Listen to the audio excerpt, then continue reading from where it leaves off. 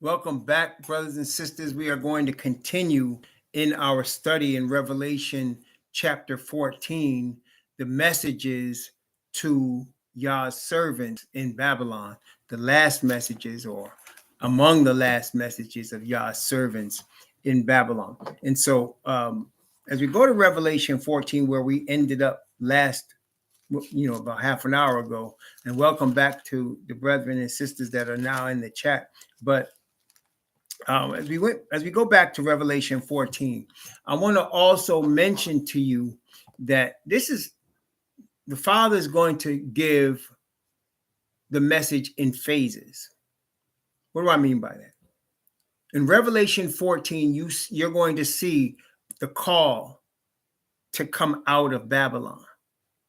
The call is made in conjunction with the image of the beast being formed. The image of the beast is already formed as I'm now speaking to you. And so as the pressure from the image to the beast becomes greater to cause all the earth to conform to its man-made worship, the power of the message of the 144,000 will also become greater until it reaches a height. That height is illustrated in Revelation 18. Okay, that height is illustrated in Revelation 18. So here we're seeing the beginning, and that's already started right now as I'm speaking to you. Hebrews are now awakening, and they're already making calls to people in their teaching to come out of Babylonian worship. And for many people, it's not a hard decision because, as I mentioned, the Generation X and Generation Y and Generation Z are already disillusioned with organized religion right now. It's not like you got to convince them. What the convincing part for them is the conviction to see the truth in the Hebrew movement that's now underway. So we're seeing Revelation being acted out in real time right now. It's just that, as we said, most of the earth will not recognize it yet because the image of the beast is not loud yet. And in conjunction to that, the 144,000's message is going out, but it's not loud yet. What we are seeing, though, is the signs in the heavens, the signs on the earth, the signs in the weather. And of course, within all of these religions, these so-called Abrahamic ones especially, there is a lot, the truth be told, there's a lot of emptiness, dissatisfaction, and sin going on in these factions. Everything you can name is going on. There's homosexuality going on. There's child molestation going on. There's all types of sexual deviant behavior, and there's all types of hypocrisy going on within all of these religions. And the people that are within them know that. But the message is to the Hebrews within them to come back to their God. Okay? And so that's the overall message. Now, as the message of the image to the beast becomes louder, so the message of Father's people become louder. Okay? And so as these messages continue to go up and up, Revelation 18 will come into play and it actually happens during the course of these same three messages of Revelation 14. Okay, but it happens during the end point of it, which we're going to get to in a moment as we're starting to study. So just as a review of what we just studied a half hour ago, when we stopped, we were talking about the lamb and the bride and the power of Father's Spirit upon the bride. And really what the bride is doing. And again, let's look at Revelation 22 for a minute. Look at Revelation chapter 22 for a minute. Revelation 22. Revelation 22. Revelation 22. I'm going to start at verse 10. I'm going to start at verse 10 of Revelation 22. Actually, I'm going to start at verse 9, and I'm going to go from verse 9 of Revelation 22 down to verse 21.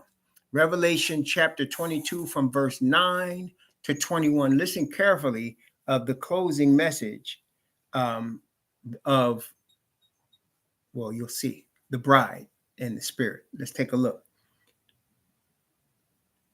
Then saith he unto me, see thou do it not, for I am thy fellow servant, and of thy brethren the prophets, and of them which keep the sayings of this book. Worship Yah. And he said unto me, seal not the sayings of the prophecy of this book, for the time is at hand. He that is unjust, let him be unjust still. And he which is filthy, let him be filthy still. And he that is righteous, let him be righteous still. And he that is holy, let him be holy still. So when he says the time is at hand, that means the time is coming when the characters of human beings are going to be fixed. There'll be no more born again experience after a certain time. There'll be no more sealing of Yah's chosen in the forehead after a certain time. And he's saying the time is at hand. That was 2,000 years ago. And so here we are. We're in terms of history, we're in Revelation 13 and 14 right now.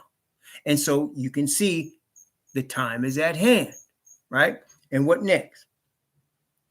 Verse 12, and behold, I come quickly, and my reward is with me, to give every man according as his work shall be. I am Alpha and Omega, the beginning and the end, the first and the last. Verse 14, blessed are they that do his commandments, that they may have right to the tree of life, and may enter in through the gates into the city. Notice the focus is on obedience to commandments. In conjunction with that obedience comes your ability to partake of the tree of life. The tree of life sustains eternal existence. Without the tree of life, you cannot be sustained eternally. That's why he told Adam, if you eat of the tree of the knowledge of good and evil, you will die. What does that mean? That means you will be cut off from the tree of life. Therefore, your life will begin to deteriorate until you die. Your eternal existence will be compromised. And that's what happened. See? And so every generation from Adam, as we got farther from the tree of life, our lifespans got shorter. We got smaller. Everything has been perverted. Adam lived 930 years. Noah lived 950 years. Abraham lived 175. Moses lived 120. And then Moses said, if we get 70, we're blessed. That's because of the distance we've been separated from the tree of life that perpetuates eternal existence. So now he's saying, blessed are they that do the commandments of Yah, that you may enter in through the gates. You're privileged to be able to go into the New Jerusalem and eat of a tree that will perpetuate your eternal existence. So he says that they may have right to the tree of life. And again, that's what we point out. That is why Asatan, on two separate occasions, 1,000 years apart, tries to attack the city, because within the city, the New Jerusalem is the tree of life. And as he wanted Adam to sin against the Most High and then eat of the tree and live forever, and Adam failed to do that. Remember, he was driven out of the garden, and angels of cherubim with swords were protecting the tree of life until it could be taken away. Just so he's trying to now get the millions and really billions of people that are on his side to just get one bite, just one of them, to get one bite of the tree of life. Okay, so he's saying here, if we're obedient to Yah's commandments, we're on the side of truth, and we will get the right to eat of the tree of life. For without, he says, are dogs and sorcerers and whoremongers and murderers and idolaters, and whosoever loveth and maketh a lie. Again, the Father is on the side of truth. Satan's whole kingdom is based on lies and deceit.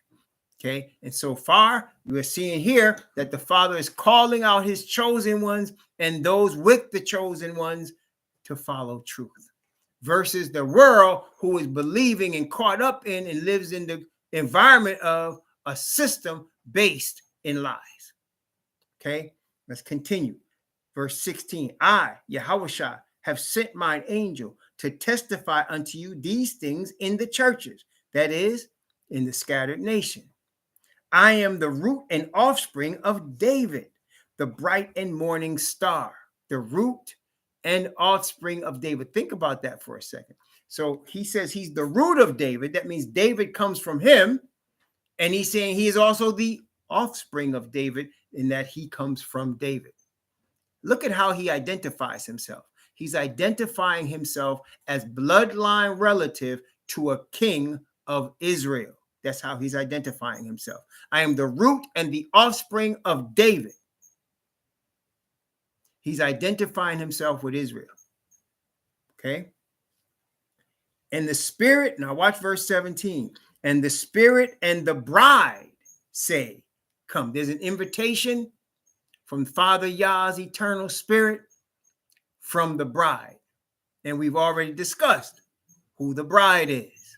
Okay. So the bride is given an invitation with the power of the Spirit. And the Spirit and the bride say, come. And let him that heareth say, come. And let him that is athirst come. And whosoever will, let him take of the water of life freely. That's a free, open invitation to the people that receive the message of the bride and receive the convicting power of the Spirit for truth. Right? For I testify unto every man that heareth the words of the prophecy of this book. If any man shall add unto these things, Yah shall add unto him the plagues that are written in this book. And if any man shall take away from the words of the book of this prophecy, Yah shall take away his part out of the book of life and out of the holy city and from the things which are written in this book. He which testifieth these things saith, surely I come quickly. Amen. Even so, come, Master Yahushua. The grace of the Master Yahushua, the Messiah, be with you all. Amen. So you can see here, the call is being made as we're reading in Revelation 14. And part of the warning is your character is going to be sealed. And once that happens, it's too late to turn back. So the call is being made to come at the invitation of the bride and the Spirit of the Father. Come at that invitation and come and drink of the water of life, which is the Father's salvation and Spirit and Messiah. Okay, so back to Revelation 14. Again, we notice angels are being shown here. In fact, in the SDA church, yes, Happy New Year. Thank you, Falco. Happy New Year. And so in the SDA church, I used to be taught that the three angels are actually given message. In fact, the SDA church is built on a message called the three angels messages. But that is ignoring what Revelation chapter 1, verse 1 is telling us about how these messages are actually disseminated. Again, the revelation of, it says, Jesus Christ, which Yah gave unto him to show unto his servants things which must shortly come to pass. And he sent and signified it by his angel unto his servant John, who bear record of the word of Yah and of all the things which he saw. So now it's the same procedure in terms of Revelation 14. Angels are coming to bear witness to servants on the planet Earth who are going to bear witness of Father's message. Okay, so this three angels are giving these messages to the characters that were introduced to us at the beginning of Revelation 14. That is the Lamb, and with him, the 144,000. So the 144,000 are ordained to receive the spirit of these messages from the angels sent from the Most High and to bear record or bear witness of these messages, which is now underway. Now, in Revelation chapter 14, we saw the first angel calling the servants of Yah to come back to their God. to come out of Babylon and to come back to the only true God, who showed them as to be the only true people and has only revealed himself to them. And he's calling them out of Babylon.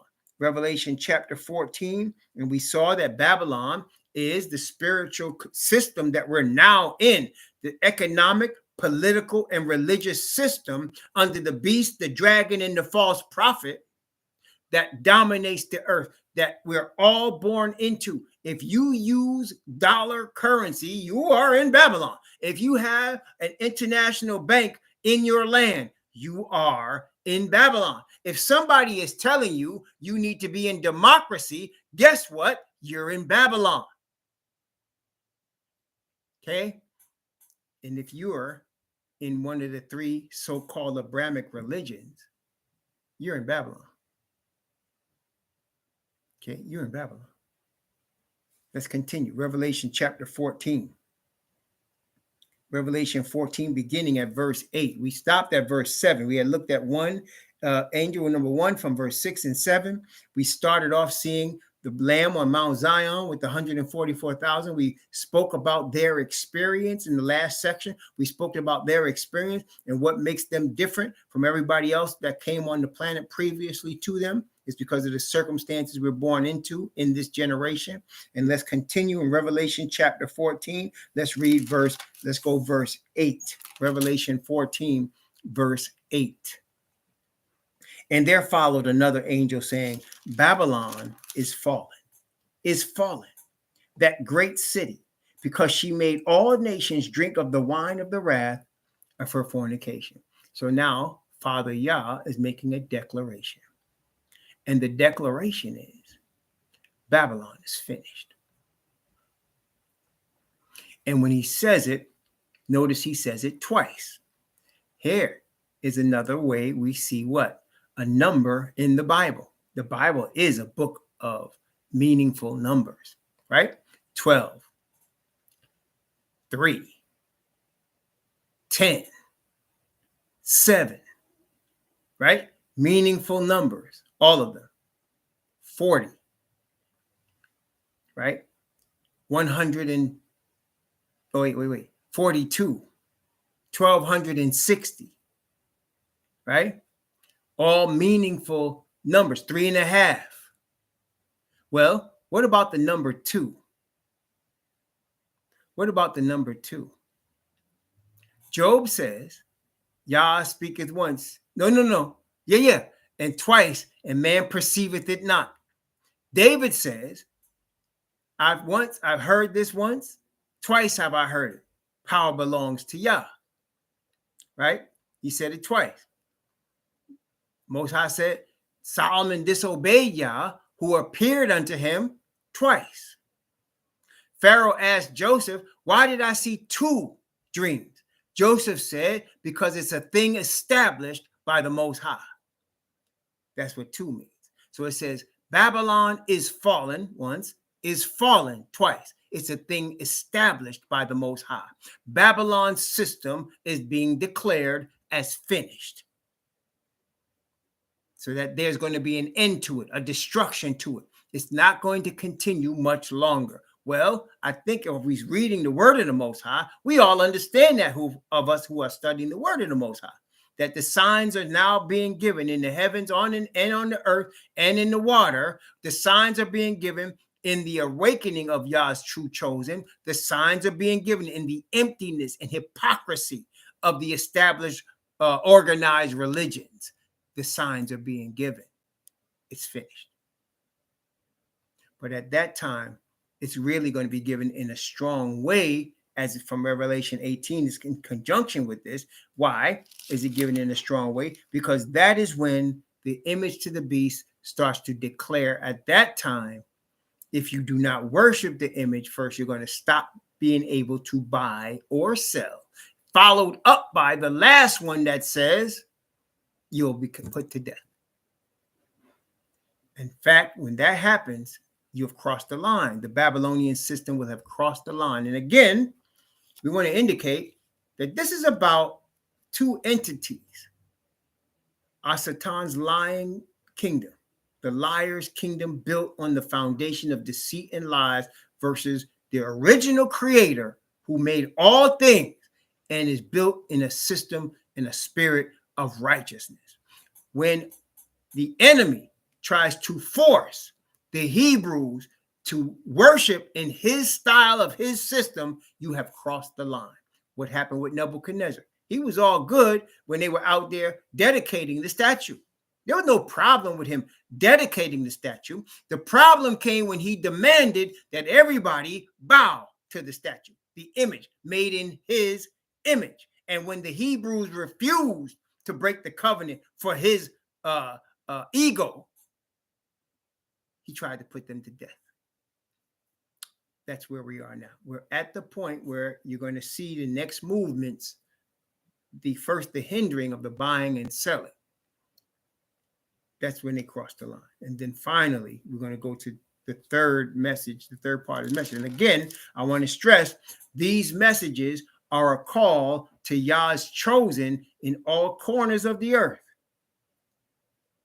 And because his chosen are in all four corners of the earth. And so the call is being made to his chosen. And among his chosen, as they respond, there'll be Gentiles who see what's going on and respond with them, as we saw from Zechariah chapter 8. Okay, so you're going to continue to see these things develop right in front of us. The first part is already started. The call to come out of Babylon, to return to the true God, which we also read in Deuteronomy chapter 30, right? We also read it in Jeremiah chapter, what chapter was that? 25? It was, Jeremiah chapter 30 also, we read it. And then, of course, Isaiah, we also read Isaiah chapter 55, which shows it's an immutable thing. It's not going to change. The word is going forth, and it's going to accomplish which Father Yah ordained it to accomplish. So we saw that the first angel's message is now being given when you actually start to see the more of a force to try to coerce people into the religious system of Babylon. And how are they going to do that? How are they doing that? Well, let me ask you a question. When powers decide that a religious system is dangerous, what do they do? When they decide that a religious system is dangerous, what do they do? Well, you don't have to look much further than 9/11. 9/11 of 2001. What happened on 9/11 of 2001? What happened that day? You should remember what happened. Even if you weren't alive, you know what happened. It's history, right? And many of us were alive at that day. You, in fact, was one of those events that you remember exactly where you were that day. What happened? That day, 2 planes were flown into the World Trade Center. That day, another object was flown into the Pentagon. That day, a plane was crashed in Pennsylvania. That was 9/11/2001. Before the end of that day, they had a terrorist all over the television. His name was Osama bin Laden. They said he was a Muslim extremist. George Bush at the time was saying, we're not against all Muslims. This doesn't represent all Muslims. He made it a point. He was very much stressing that this isn't against all Muslims. Only the extremists, the terrorists, are the evildoers. That's what he was saying. Those are his words. I'm not making that up. He said, if you're an evildoer, we're coming after you. Okay? And what happened then? Muslims across the United States were being killed. And in Europe, they were being killed. Muslims were being killed. If you put a towel on your head and you was an Islamic follower, you were in trouble. I was hearing people say every mosque must be a terrorist cell. That's how they were being treated. They were being killed. They were being maligned. And if you were suspected of even having had a conversation with a person that was suspected of being a terrorist, all your banking assets were frozen. These individuals, it was worldwide. Okay, all your assets were frozen, and you had to prove that you weren't a terrorist. So let's go back to the original question. If your religious beliefs are considered dangerous, what happens? Well, the propaganda machine, which is very strong in the media, is after you. They will put you out there as whatever they want you to be perceived to be. Okay, exactly right. So now they will put it out there in a negative way, and now you won't be able to go anywhere unless you're being asked, are you part of this? Whatever they're going to name us. I mean, we're Hebrew Israelites, but whatever they're going to name us, right? Whatever the name is going to be, it's going to be terrorism, right? And if you're with that, if you admit that, there is going to be a problem. There's going to be a problem. Okay. The same thing happened in Nazi Germany in the 1930s and 40s. I did a course once, and I don't consider myself an expert on the subject, but I did read several books by Elie Wiesel. And if you're Ashkenazi, you know who that is. I read several books from him. I've also read other Hasidic books from Hasidic Ashkenazis. And then I studied the history of what happened. What happened over the course of time. When Hitler came to power in 1933.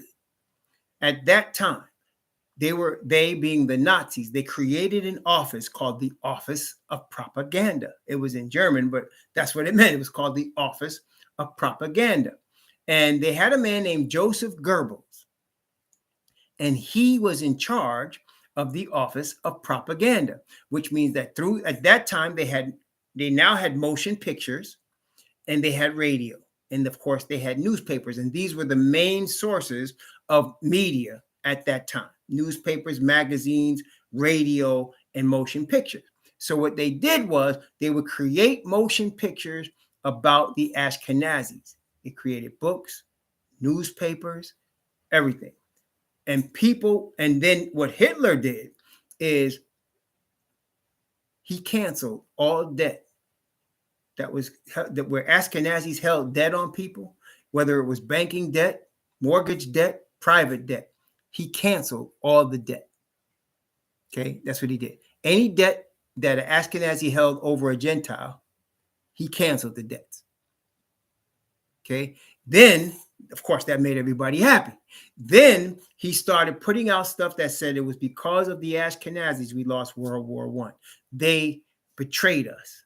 That's what he was putting out there. And he based it on the Balfour Agreement that was made with the American Ashkenazis and England.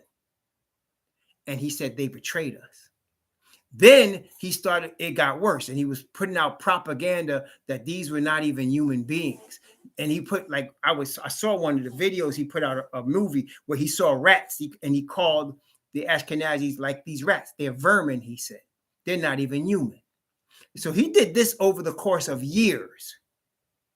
And then you got 5 years in 1938, he had what was called Kristallnacht.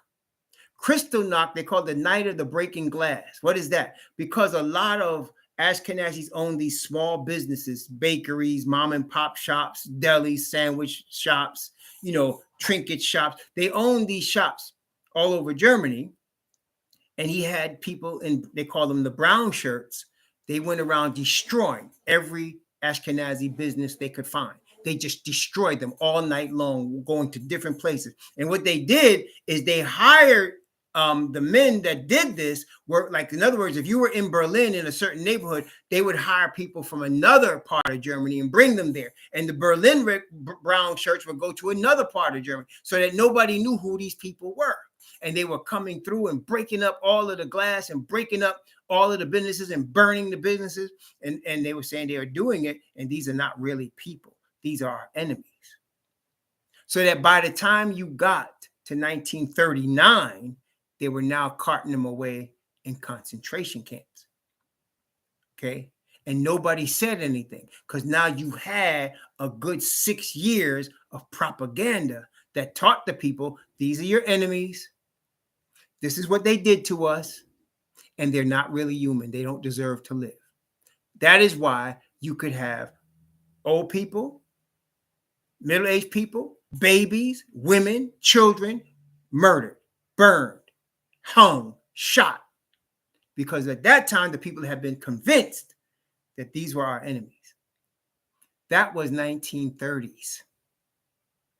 Imagine what it's going to be like with the media we have now, the various forms of media and the power it has over human minds to convince human minds who their enemies are, to convince human minds what they should do about it, to convince human minds that they're always telling you the truth. Imagine what it's going to be like. It's coming. Okay. And that's why we need the power of Yah's spirit. There is no way we could withstand that. Just like the Ashkenazi Jews could not withstand that. They could not withstand it. If it wasn't that the United States and Britain came to their aid, none of them would exist.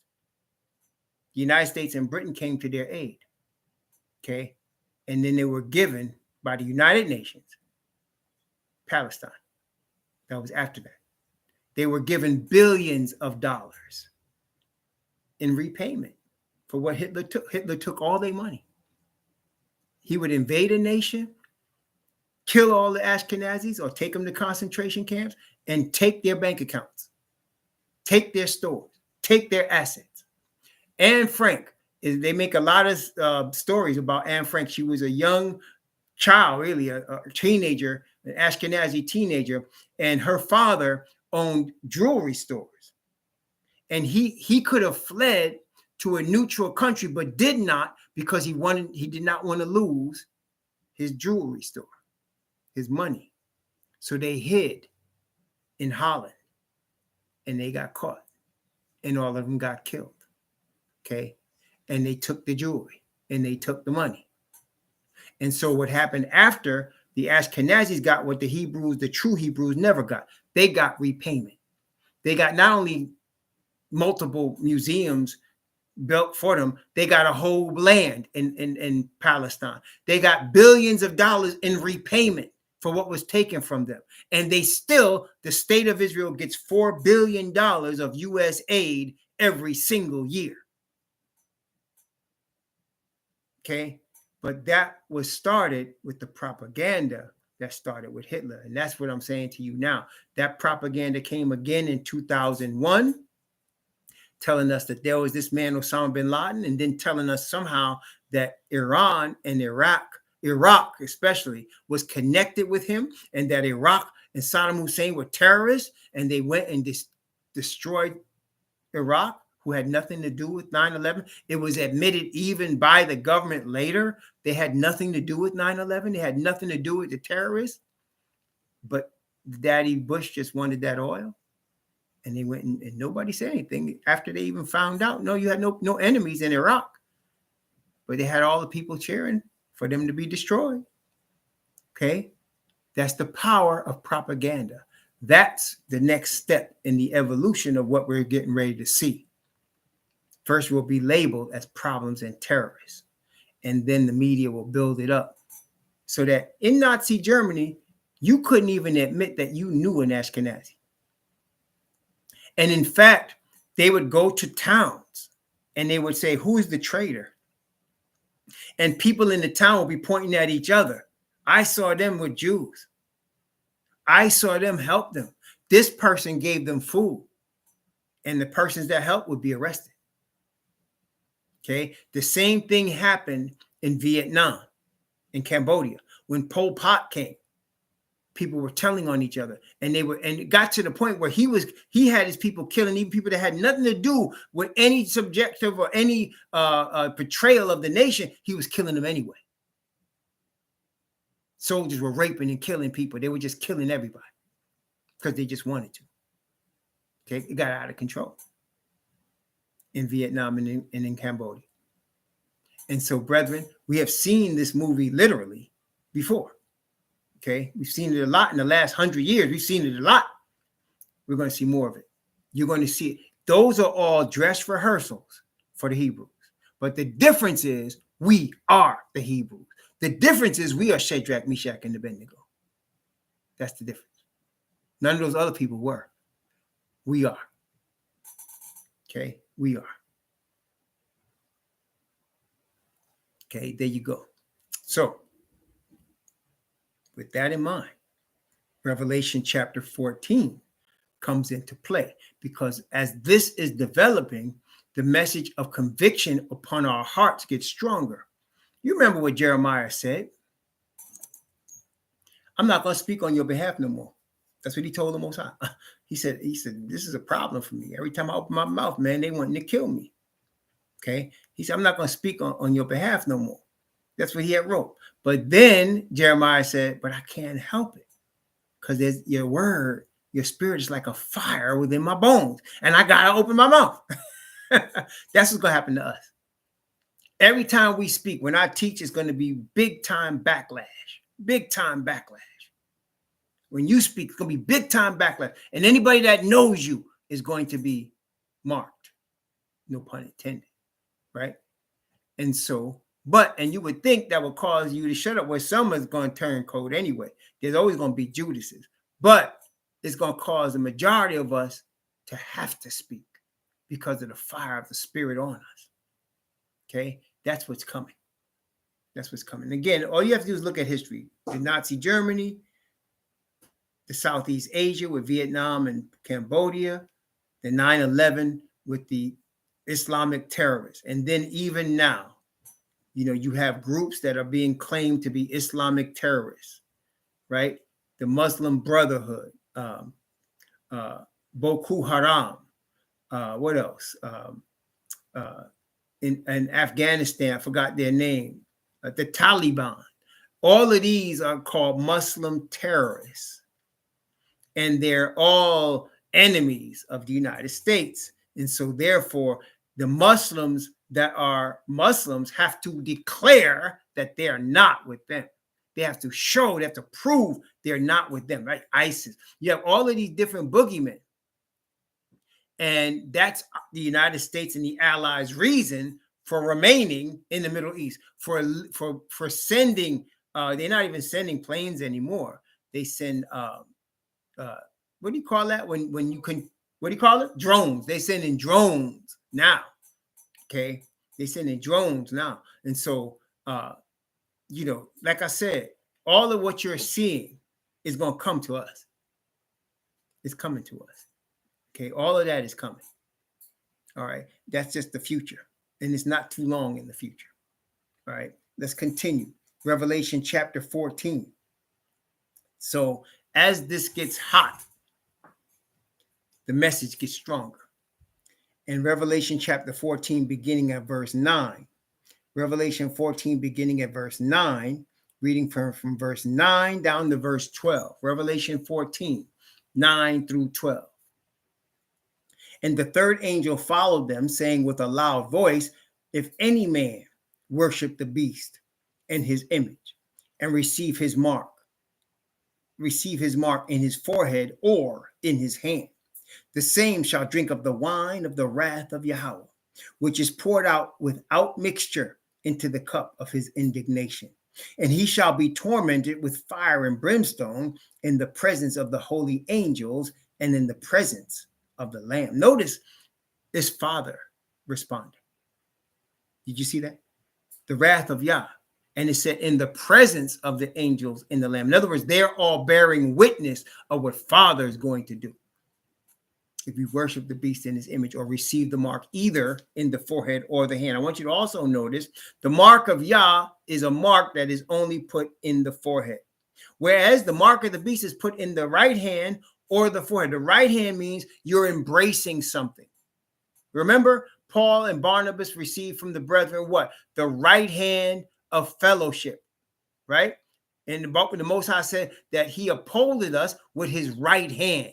That's the sign of embracing something, in it becoming personal. Well, and in the forehead, you're more than embracing it. You are part of it, like you're a leader in it. The 144,000 receiving the Father's seal in their forehead, they're one with the Father. They are leaders in the movement for the Father. They are the chief spokespeople for the Father. Whereas the hand represents you're down and you're embracing it, but you're not a leader. You're not the one that's the leader of the movement versus now. So now in the mark of the beast, those that are receiving it in their foreheads are who? Remember now, the false prophet. Who's that? That's the leaders of the Christian church.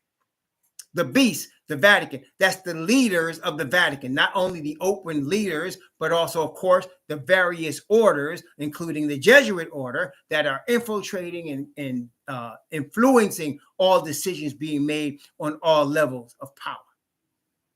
Okay, that's the forehead people right there. Your pastors, your reverends, those are the people that are leading the movement, leading the lies, leading the mind control and the brainwashing. Versus the hand are all the congregants, all the people that don't want no trouble, that don't want to lose their stuff. That's the hand. They're taking the right hand of fellowship, and they think they're being upheld by the beast. Okay, so that's why you can receive the mark in your right hand or your forehead. If you stand for Yah, you must stand alone. We're being trained for that now. When you stand for Yah, you're not standing with a whole crowd of people. See, on the beast side, they're going to stand in crowds together. They don't have to take a stand and be thumbs out by. Nope, they could be in a crowd of people and take their stand in their hand. Not leading anything, not standing for anything. That's a lot of people. But then there's the leaders, the dragon, the beast, the false prophet. That's the forehead. Okay, verse 144,000. That's the forehead for Yah. All right. So as the warning is given, if you receive it in your hand or your forehead, you embraced it, and look what happens. You're going to be tormented with fire and brimstone in the presence of the angels, in the presence of the Lamb. Father Yah is taking this personal. Notice the reason it says indignation. What is indignation? The cup of his indignation. It mentions indignation. What does that mean? It's the word. You ever see somebody say he is or she is what? Indignant. What does it mean for somebody to be indignant? That means they are offended. You have offended them beyond repair. That is indignant. Okay? When someone is offended beyond repair, that you have offended them and they don't want nothing to do with you, that's indignant.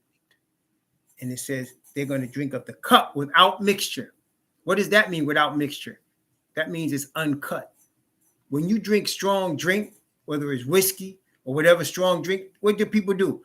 They cut it. What they do, what I mean cut it, they add some water to it or some soda to it.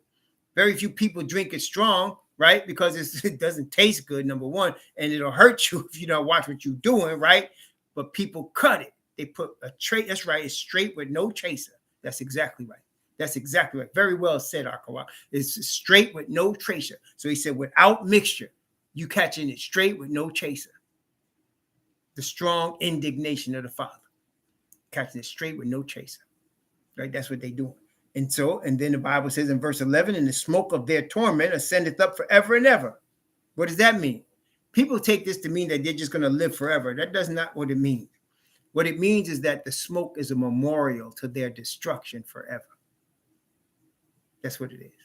There's a memorial of the smoke. It's like when you come to some place after a terrible fire has come through. Either it's the woods, if you've ever seen smoke, the result of fire on a forest or on a building. What do you see? Smolder, right? You see smolders. What does that mean? That means that's the result of what just took place.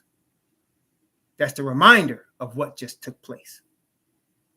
Okay, the smoke of their torment ascendeth up forever and ever. There's always going to be a memorial of what happened to those that fought against truth and righteousness. Let's continue. They have no rest, day nor night, who worship the beast in his image, and whosoever receiveth the mark of his name. This is very important, brethren.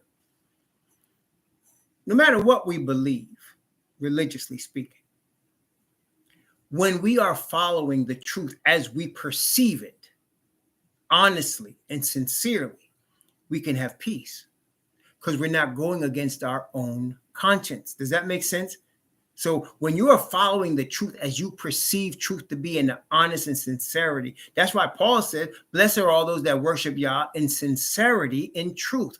Why? Because your conscience is at rest. And again, Paul say, I am at peace. He said, I have peace because I have not shunned to teach unto you all the counsel of Yah. So what does that mean? That means I have peace. I'm not at odds with my own conscience. When you are following a lie, you are at odds with your own conscience. Therefore, you have no peace. You're worried. You're concerned. You have no peace. Okay? When we who trust the Father, Yah, and receive the call as Hebrews to come back to our God, and we know now we've been following false gods, and we come back to him, we're at peace. We're at peace now, because now the mysteries of what been bothering us for centuries have been now clearly understood, and we have the reasons and we know the why. You see, before we didn't know. We were like, why is this happening to us? Why? And we began to hate ourselves. There must be something wrong with us. They hate us because of our skin, because of our hair, because of our nose, because of our lips. They hate us. There must be something wrong with us. And you begin to hate yourself. And then they teach you to hate each other. But once you come to the truth, all of that stops. And you now understand clearly what the issues are and how you got here and who you really are and why these things happen. You're not part of the Babylonian system. You were called into Yah's kingdom from your forefathers. Messiah is your relative. It's more than just a love because he just loves people. You're his cousin. He loves you because you're fam. And the Father sent him to redeem the fam. And once you understand that and you begin to surrender to your Father, you have peace. And the more you learn, and that's a process, learning to trust the Father. You never seen the Father, but you know of his spirit and of a conviction on your heart. And now you start to learn for individual ways to trust the Father. You have peace. You know he's going to provide for you. You know he's going to guide your steps. You know if you confess your sins, he's going to forgive you. That's peace. And it says here, they have no peace and no rest who worship the beast in his image. You will never get peace trusting in man. You will never get peace trusting in man. You are deceived if you trust in man. The Bible says the heart of man is deceitful.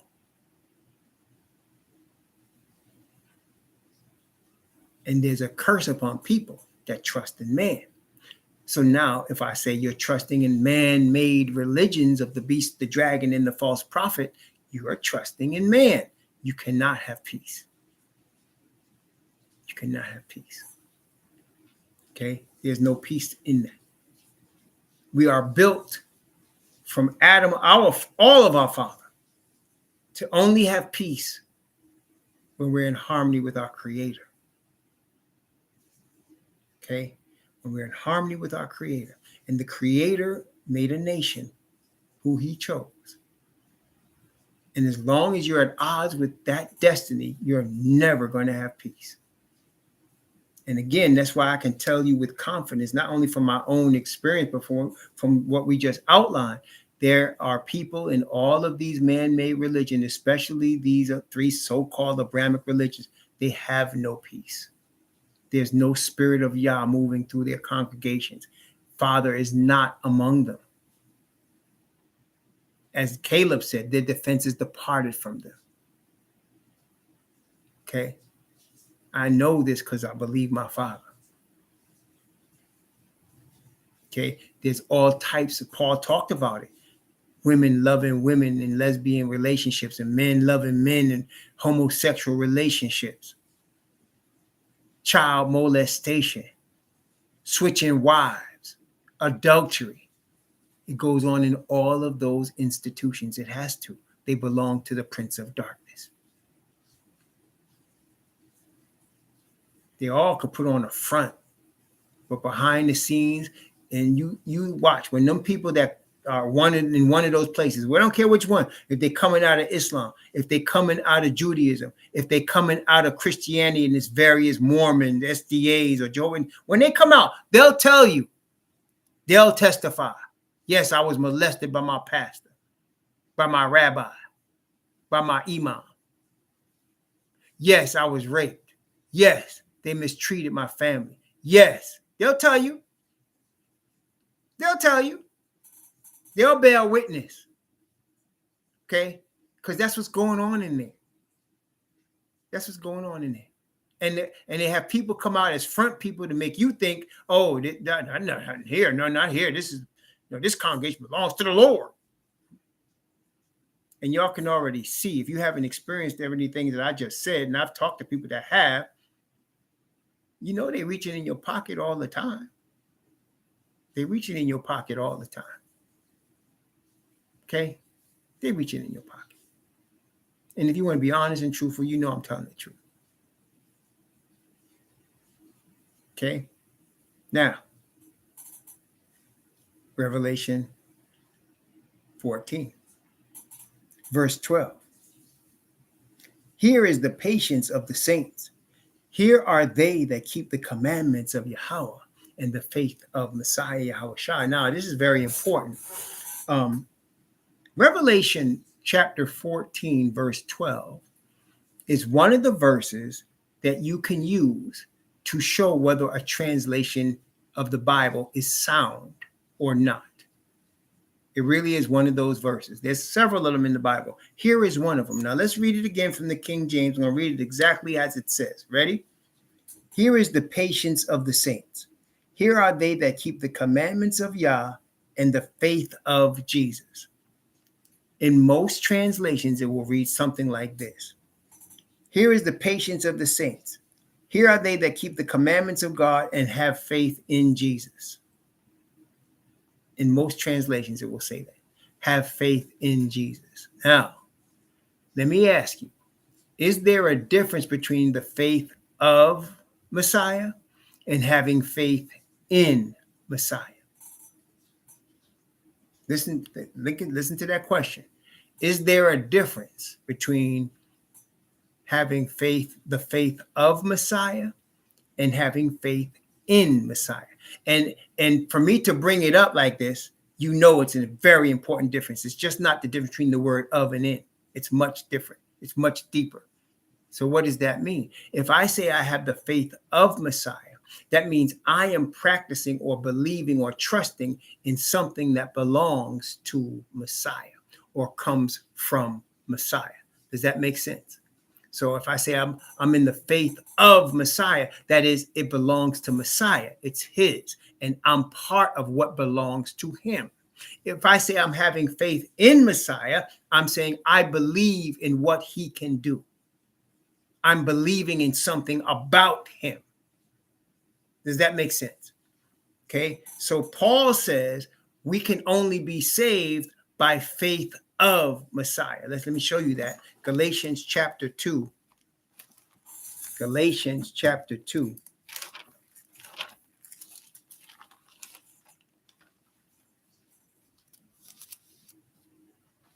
And it actually breaks it down. Most people, again, these translations will change. This is another one. Galatians 2:16 is also changed in every translation except the King James. It's the only one that doesn't change it. It's the only one.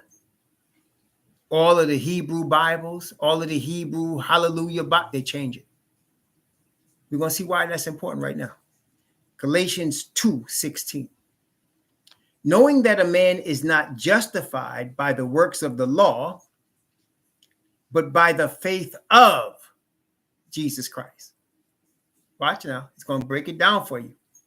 Even we have believed in Jesus Christ, that we might be justified by the faith of Messiah, and not by the works of the law. For by the works of the law shall no flesh be justified. So he makes a difference. You believe in Jesus, okay, but you're not justified by believing in Jesus.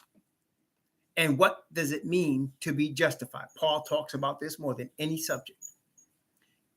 Justified means to be declared innocent. You're not declared innocent by believing in Jesus. That's what he just said. Notice again.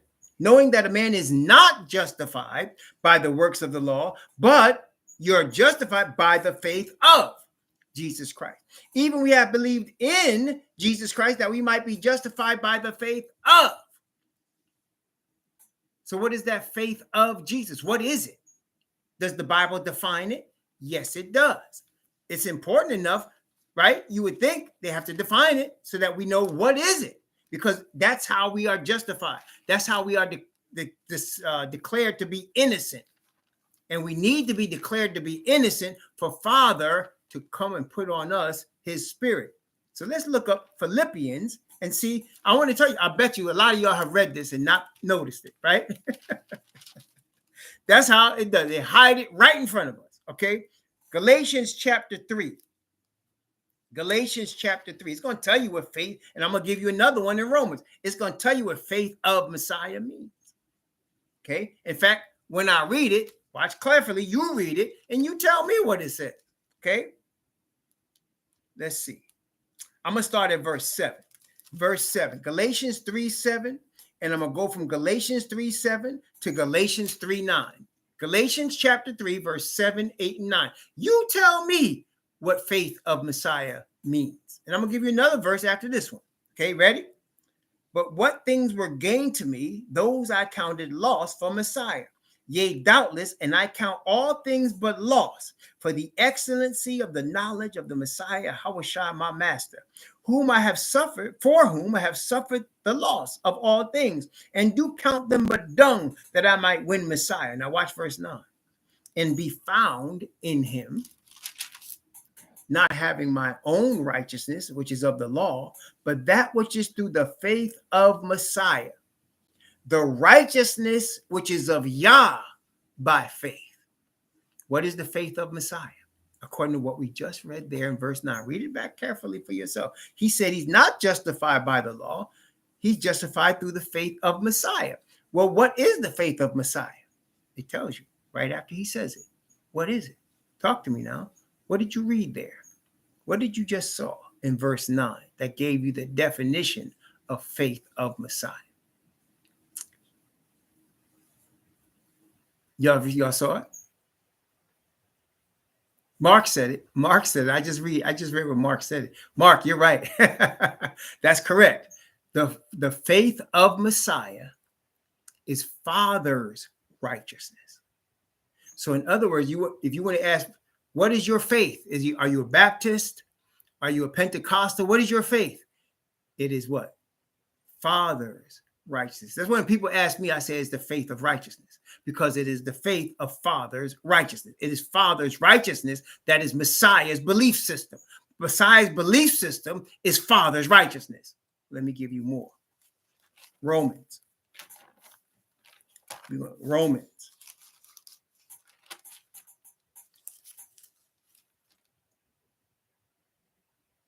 Let's see. Romans chapter 3. Romans chapter 3. I was looking at 6, but I'm going to go to 3. Romans chapter 3. Okay, Romans chapter 3. Let's start at verse 20 and go from verse 20 down to verse 22. Romans chapter 3 from verse 20 to verse 22. 4 verses. Are you ready? Therefore, by the deeds of the law, there shall no flesh be justified. Again, there's the word, being declared innocent. So in other words, you can commit murder, right? And then you can turn around and not commit murder anymore. Does that take away the fact that you murdered somebody? Does that bring their life back? No, it doesn't. So you are not declared innocent because your future obedience based on what the crime you did earlier. You understand? So that's what it means that says the deeds of the law does not declare you innocent after you committed a crime, right? So there, by the deeds of the law, there shall no flesh be justified in his sight. For by the law is the knowledge of sin. But now the righteousness of Yah without the law is manifested, being witnessed by the law and the prophets, even the righteousness of Yah, which is by faith of Jesus Christ.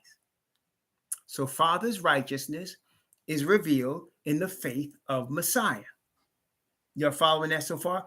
And you see why it's important that we understand that? Because if you don't understand that you must receive Father's righteousness to be obedient, you're going to be lost. You'll never make it. That's why a lot of Hebrews are struggling. A lot of awakened Hebrews are struggling because they are being taught to neglect Paul's writings, and they're being taught even that Paul's writings are not inspired, and therefore they are missing the power that will enable them to be declared righteous and to be obedient.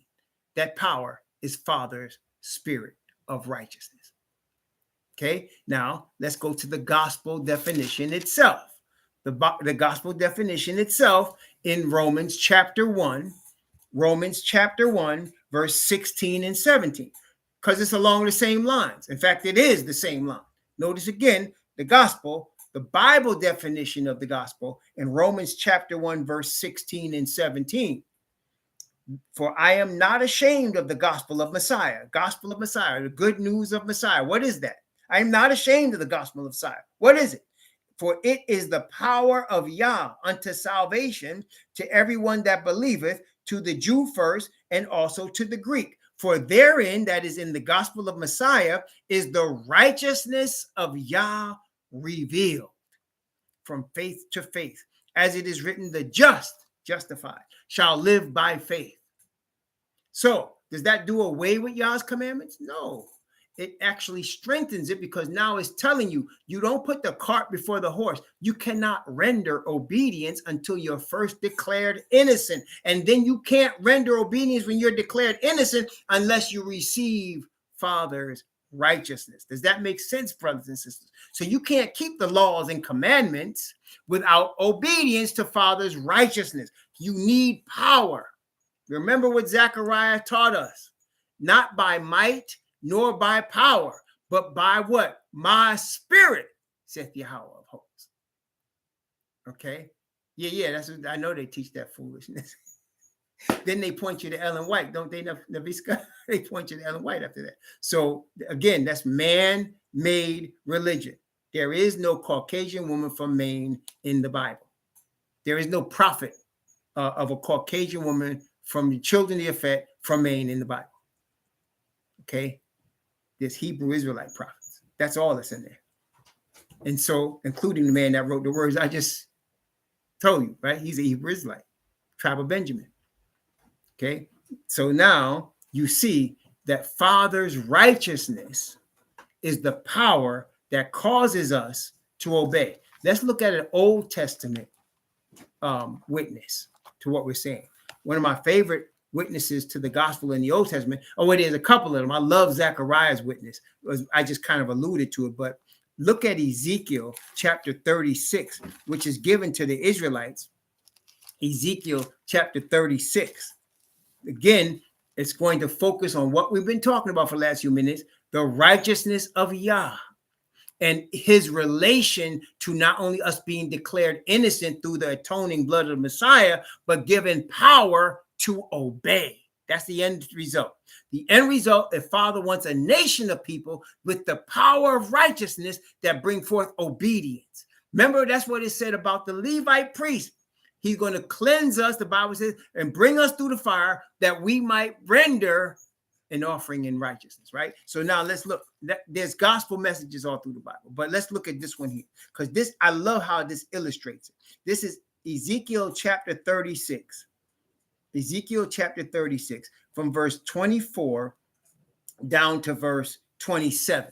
Watch for the power of Yah in salvation here. In Ezekiel 36, from verse 24 to verse 27. For I will take you from among the heathen and gather you out of all countries and will bring you into your own land. Then will I sprinkle clean water upon you. That's baptism. And ye shall be clean from all your filthiness, and from all your idols will I cleanse you. A new heart also will I give you. That's born again. And a new spirit will I put within you. And I will take away the stony heart out of your flesh, and I will give you a heart of flesh. And watch verse 27. And I will put my spirit, Father speaking now, I will put my spirit within you and cause you to walk in my statutes, and ye shall keep my judgments and do them. Isn't that the same thing as the gospel? For the righteousness of Yah is revealed as we receive the message of the good news of Messiah. So here he's saying the same thing. I'm going to put my spirit within you, and my spirit is going to cause you to be obedient. First, I got to cleanse you, and I got to give you a new heart that's born again. Okay, that's born again. That's coming to the Messiah, and I believe in Messiah, but now I must receive Father's righteousness. Okay, I must receive Father's righteousness. So he said here, I will put my spirit within you and cause you to walk on my statutes, and ye shall keep my judgments and do them. There you go. There you go. See, so that's the gospel message, and that's the message of Revelation chapter 14 and verse 12. That's the message. Let's go back to Revelation 14 and verse 12. That's how we started. Let's go back there. Here is the patience of the saints. Here are they that keep the commandments of Yah in the faith of Messiah Yahweh Shai. The faith of Messiah is Father's righteousness. And you see how these two things go together. I've heard some preachers, so-called, say, well, you could have the commandments of Yah, but you don't necessarily have the faith of Christ. It's stupid.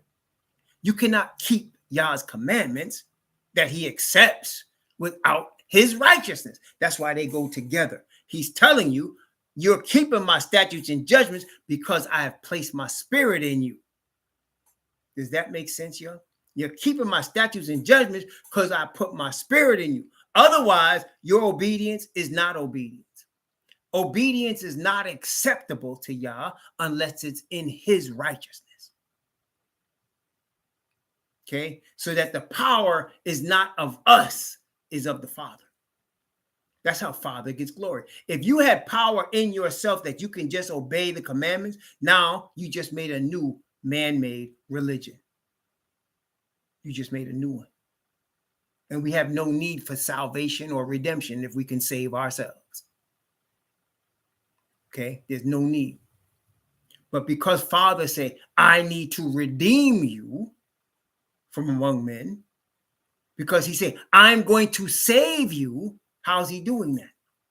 He's introducing his son of Israel as an atonement for sin to bring you back to himself so that you can confess your sin to him and admit your sin and your sinner, and then he forgives you, justifies you with his own righteousness, and puts his spirit within you. So now you can render obedience. That's why it happens to people even by accident. What do I mean? You ever been born again, even in Christianity, when you receive Christ, as they say to do, when it really, like it happened to me, you don't want to do the things you used to do. That's your natural reaction to that born again experience. You just get up from there and you decide, wait, I don't want to do that anymore. And even you can't explain why, but you don't want to do it anymore because you feel like your Father is against it. And what happened to me, that when that took place, my mind went to church. I said, I got to go to church. And when I went to church, I lost the experience. I lost it. I kept going to church. I was dressing properly. I was following their rules. I was carrying my Bible, but the power was gone. The conviction was gone. As Paul described when we read Philippians, he said, I was a Pharisee.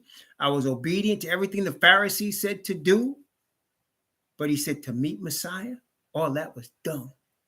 And I tell you, all the obedience to man-made religion is done when it comes to meeting Messiah and being found in the Father's righteousness. It's done. He said, I lose it all for Messiah and to be found in Father's righteousness. Okay, to be justified, declared innocent by the Father. You understand? So you can't, that's why I can tell you for a fact, without any reservation, without any doubt, if you're in a man-made religion, you will have no peace, you will have no power. Not any lasting power. You might get it in glimpses. It's almost like trying to start a lighter that's low on the fuel, right? It'll just flicker, right? It is never, once in a while it might start low, but then it goes out. The fire will go out if you're in man-made religion. The fire will grow and continue and be stronger if you would Father Yah and his spirit of righteousness. His spirit of righteousness is inexhaustible. You can never change it. That's his power that he gives us. Okay? That power will never go away. right? That's what he give us, right? That's why I can testify that I've testified, and those that see me know I never write notes. I never write notes about what I'm about to speak on. The Father puts it in my heart, and I depend on his word to give me the words. I never write notes. And it's not because I'm smart. It's because Yah is in charge, not me. All right. And that he will do for any person. You never saw a prophet in the Bible write notes about what he was about to prophesy. He would write what he was being told. You understand? He write what he's being told. Right, the Father would say. And Father's spirit is talking to the prophet. Brothers and sisters, the same with all of us. All of us. Okay? That's right. It's not about man. Not about glory to man. It's glory to Father. Okay? It's all about glory to Father. And so that's why if we want to bring glory to our Father, we bring him glory by receiving of his spirit and being obedient to what that spirit convicts us of. That, brethren, is truth. That's truth right there. Okay? That's truth. And that brings peace. Shalom. That brings shalom. Peace. Okay? Praise the Most High. Now, I'm going to stop here today at verse 12 because I feel like that was an important part that we needed to really ingest there. The commandments of Yah and the faith of Messiah. And it's the same thing in Revelation chapter 12, verse 17. Same thing in Revelation chapter 19, verse 10. It's the same thing in every instance. It's being repeated. You're still dealing with Father's righteousness that you receive through Messiah. Okay? His witness, his faith is the same thing. The witness that he bears is of Father's righteousness. The faith is Father's righteousness. Okay? Praise the Most High, Yah. Praise the Most High. So we'll come back and we will continue by the grace of the Most High next Friday evening, finishing this other part of Revelation chapter 14, which is a little bit different. And it goes into Revelation 15. And yes, that's going to be very important as we go forward. So now you're seeing where we are and how we got there, right? Praise the Most High. Praise the Most High, Yah. Please let us continue to pray for each other as the Messiah, the Hebrew Messiah, has taught us to pray for each other as brothers and sisters, to encourage each other in the truth of the Father's righteousness. Praise the Most High, Yah. May the Most High bless you and keep you and cause his face to shine upon you and be gracious unto you and lift up his countenance upon you and give you peace. Thank you all. Praise the Most High. Shalom.